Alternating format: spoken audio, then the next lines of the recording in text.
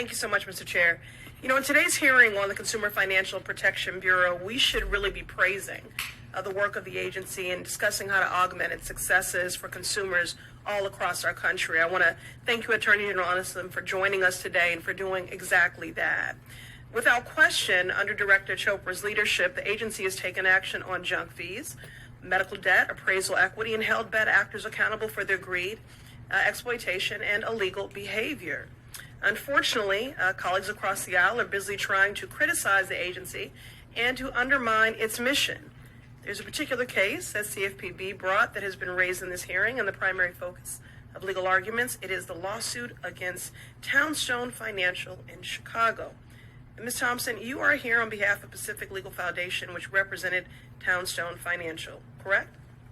Yes, ma'am. And according to your testimony, the origins of CFPB's suit was regarding redlining. For the record, since there's been a lot of banter today about definitions, what is the precise definition of redlining? The CFPB does not have a precise definition of redlining. I'll elucidate you as to the definition.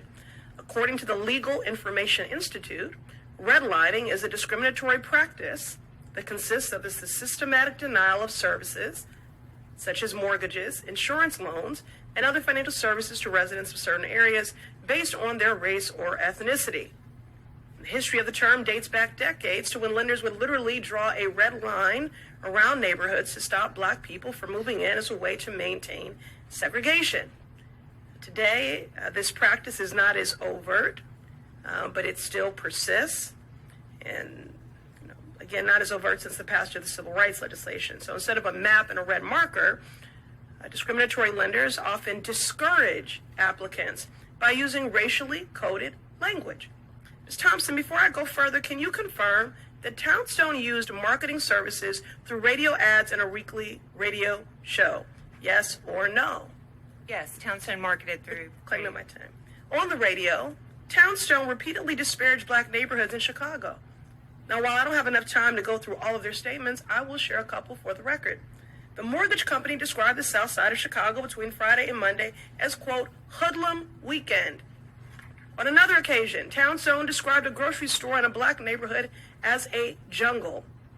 I can't even call these dog whistles because they are as blaring as a bullhorn. These racist messages were loud and clear for everyone to hear, and it bore out in the data. And the city is racially diverse as Chicago, where 30% of the population is black. Only 1.4% of Townstone loan applicants were black, and less than 1% of applications were for properties in black neighborhoods. This is modern-day redlining, plain and simple, and that is why the CFPB brought the lawsuit against Townstone.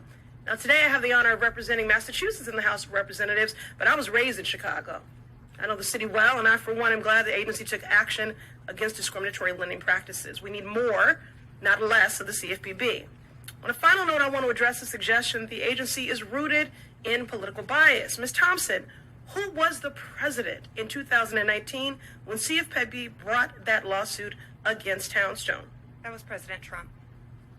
And if you don't know who the deputy director of the CFPB was when the lawsuit was filed, I'll give you a hint. It's the Republican witness sitting 2 seats down from you, Mr. Brian Johnson. May I correct the record, Congresswoman? I departed the Bureau in March 6th of 2020. Claiming my time. Again, Donald J. Trump was the president, and there's no political bias happening here. The agency is doing what they're supposed to do, which is to center consumers from across this country. Attorney General Keith Ellison, in these final moments, I want to give you a chance to add or correct anything for the record that has been previously stated. I'll make a few notes. First of all, I want to thank you for laying out the record on Townstone. That was brilliant and important for the record. I think that there is more than ample oversight of the CFPB, 2 annual presentations by the leader of that institution, numerous report requirements, a number of appearances. When I was on the committee that you're on now, ma'am, We heard from them all the time. That is oversight. And this idea that they're unaccountable, it makes no sense for having accountability right this second.